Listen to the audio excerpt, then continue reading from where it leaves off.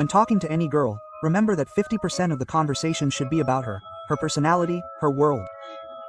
30% about the environment or some random thing, and 20% about you. Now you might be wondering, why 50% about her and only 20% about yourself? Because in any conversation, the person who talks most about themselves is the one seeking approval. For example, in a job interview, you want the job, so you talk about yourself because the interviewer holds the power. Similarly, when you start listing your achievements to a girl, you unconsciously show that you need her approval, and at that very moment, your value plummets. So the rule is simple.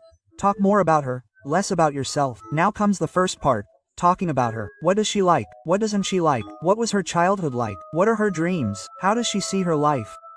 What does she consider positive? And what are her weaknesses? When you allow her to open up about herself, she subconsciously begins to trust you. She feels you understand her, and that's the real hypnotic pull. Now comes the 30%. When it comes to the environment or some random thing, there's no formula here. Just imagine you're sitting with an old friend. Say anything without fear, without filter. A silly thing, a funny joke, anything will do. The important thing is to appear effortless. Don't think about what to say. Don't think about whether you'll sound serious or not. Just flow. Let the conversation flow. Logic isn't needed here. Even if you're drunk, it doesn't matter because attraction doesn't exist where there's control, but where there's freedom. And if there's ever a disagreement in the conversation, don't argue. Don't try to convince her, because remember, you don't want her approval. You want your own self-esteem. If you constantly try to please her, she'll subconsciously understand that you depend on approval, and your spell will break at that very moment. Now, the last 20%.